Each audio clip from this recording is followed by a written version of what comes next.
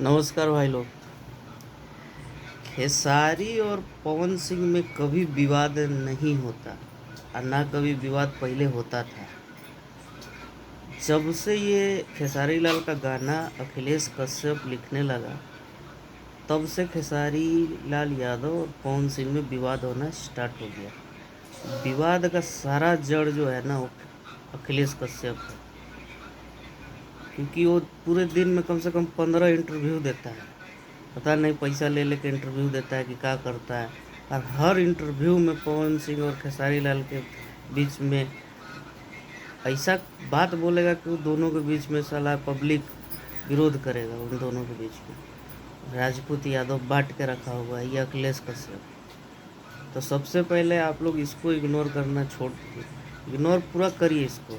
एक करके इग्नोर करेगा भाई, सबसे जड़ ये है बाटे के अखिलेश कश्यप।